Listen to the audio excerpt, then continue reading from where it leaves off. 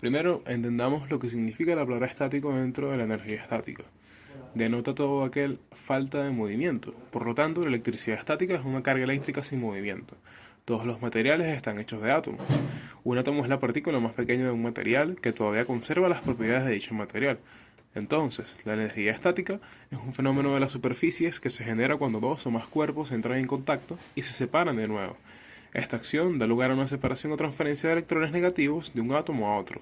El nivel de carga, es decir, la fuerza del campo, depende de varios factores: el material y sus propiedades físicas y eléctricas, la temperatura, la humedad, la presión y la velocidad de la separación. Cuanto mayor es la presión o la velocidad de separación, mayor es la carga, distinta a la que ya posee.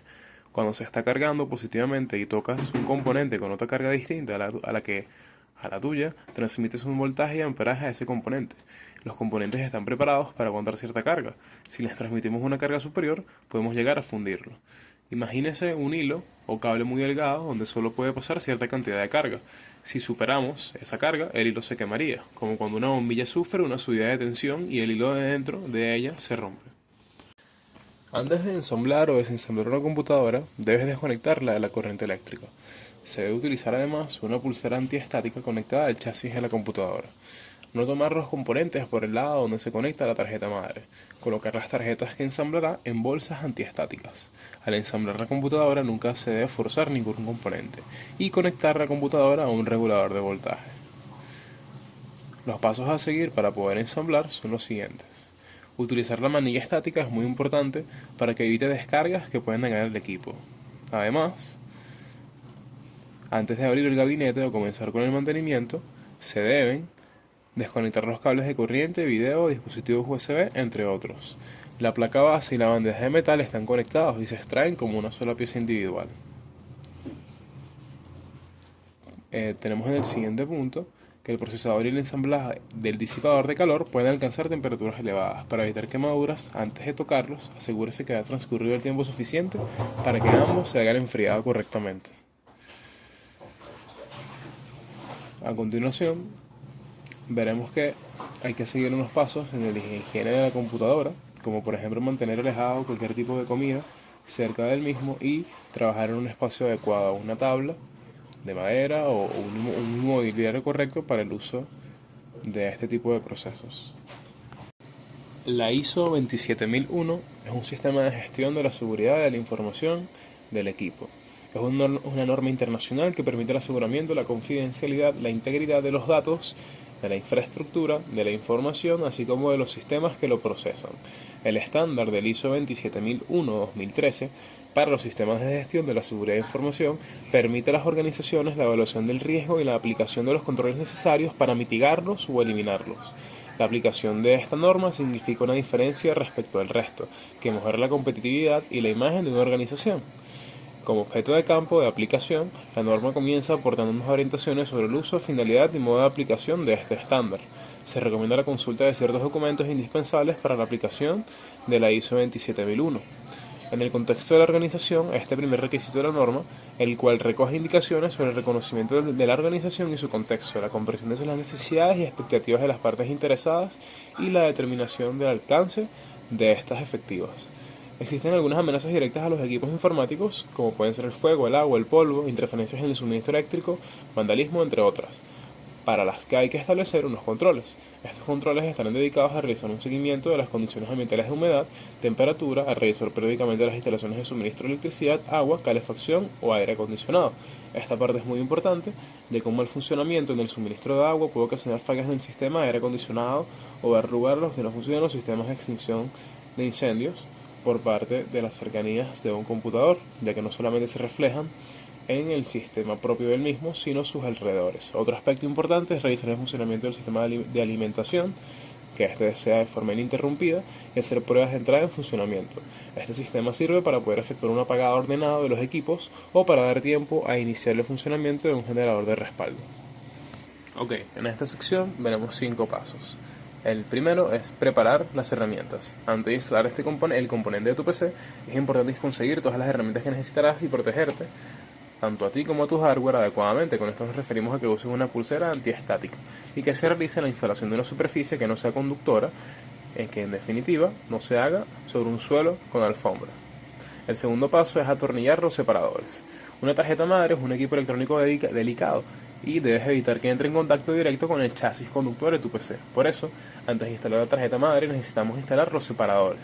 Estos son tornillos macizos, machos con cabezas hembras, que permiten atornillarles directamente a la tarjeta madre. Suele ser de latón. A veces vienen pintados de negro.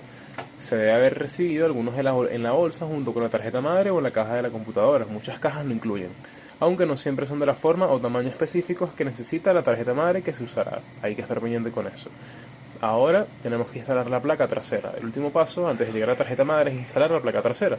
Este es el panel plateado negro que protegerá los puertos traseros de la placa madre. Viene con esta en su caja. Búscalo y móntalo en su espacio correspondiente en la caja. Su ubicación debe ser obvia, pero asegúrate de que la orientación sea la correcta antes de aplicar presión para instalarlo en su lugar. El paso 4 es instalar la tarjeta madre. Tal vez hay que instalar primero el procesador, aunque no es obligatorio. Para instalar la tarjeta madre debes colocarla cuidadosamente dentro de la caja. Meterla inclinada apuntando hacia el frente de la caja puede ayudar, dependiendo del chasis. Se debe alinear los hoyos para tornillos en la tarjeta con los espaciadores que ya se colocaron. Asegúrate que también encaje bien en la placa trasera y que ninguna pieza de metal cubra algún puerto. Por último, los cables eléctricos que dan energía a la tarjeta madre se necesitan conectar para su correcto funcionamiento. En casi todas las tarjetas madre esto se refiere al conector largo de 24 pines, además de otro conector más pequeño de 4 u 8 pines. El primero suele encontrarse a la derecha de la tarjeta madre cuando está instalada, y el segundo suele estar cerca de la parte superior. No obstante, su ubicación puede variar, así que consulte el manual de tu tarjeta para poder confirmarlo correctamente. Ok, para el proceso de arranque hay 3 tipos del sistema y 2 recursos que se necesitan para arrancar el sistema operativo. Durante el proceso de arranque, el sistema prueba el hardware, carga y ejecuta el sistema operativo y configura los dispositivos. Para arrancar el sistema operativo se necesitan los recursos siguientes: una imagen de arranque que se puede cargar después de encender o restablecer la máquina, acceso a los sistemas de archivo raíz y de la UCR, es decir, del usuario. Hay 3 tipos de arranques del sistema. El arranque de disco duro se inicia una máquina para operaciones normales. En el arranque de red sin disco, en el que una estación de trabajo sin disco o sin datos se inicia remotamente a través de la red. Se inicia una máquina para operaciones normales.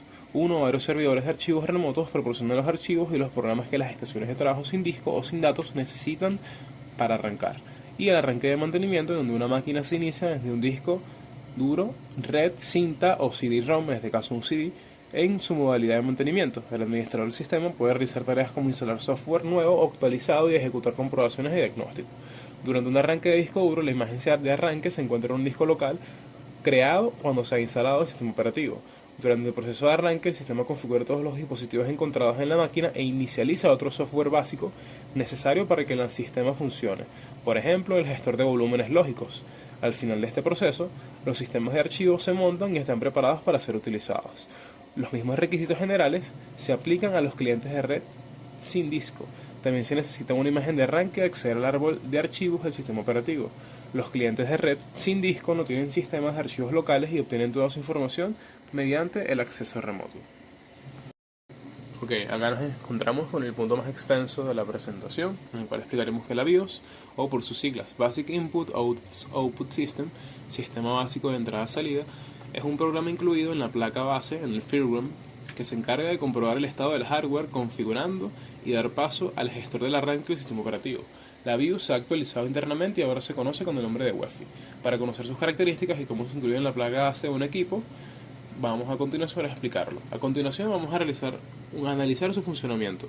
Desde que encendemos el equipo y su configuración por parte del usuario, hay que aclarar que cada fabricante diseña el funcionamiento y la configuración a su manera, aunque suele haber mucha similitud entre ellas. En este artículo solo pretenderemos dar unas pinceladas generales de lo que más se suele repetir en el trabajo de BIOS UEFI. En el funcionamiento de la BIOS UEFI tenemos en cuenta que desde que presionamos el botón de encendido del equipo hasta que comienza a arrancar el sistema, la BIOS UEFI realiza las siguientes operaciones. Cuando el monitor aún apagado, se chequean todos los componentes de hardware.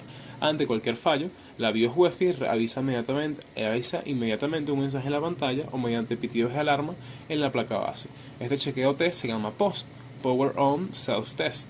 Si el POST no encuentra problemas, la placa suele pitar una sola vez. Se enciende el monitor, se muestra la información de la propia BIOS UEFI y la tarjeta de video. Se chequea la cantidad de memoria RAM y el microprocesador instalado, se muestra la información de los dispositivos de almacenamiento conectados, se muestra información de las teclas disponibles para determinadas acciones, se pasa el control a la BIOS y otros dispositivos integrados en la placa base o mediante tarjeta de expansión que también tengan su propia BIOS de configuración. Se muestra un resumen de los datos anteriores y de todos los dispositivos plug and play, es decir, que podemos conectar, y se da paso al sistema operativo según una lista definida en la secuencia de arranque. El proceso de arranque se podrá detener en cualquier momento pulsando la tecla pausa y podremos reiniciarlo con la combinación de teclas control al suprimir. Es así como pasamos a la configuración de la BIOS UEFI. El primero, el acceso a la configuración. El iniciador de la computadora, al encenderlo, presionaremos la tecla suprimir o la tecla F2.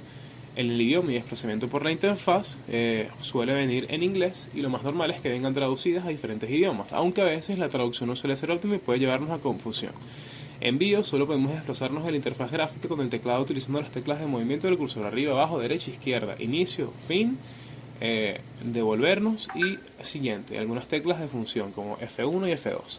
En UEFI podremos desplazarnos con la interfaz gráfica tanto con el teclado como con el ratón.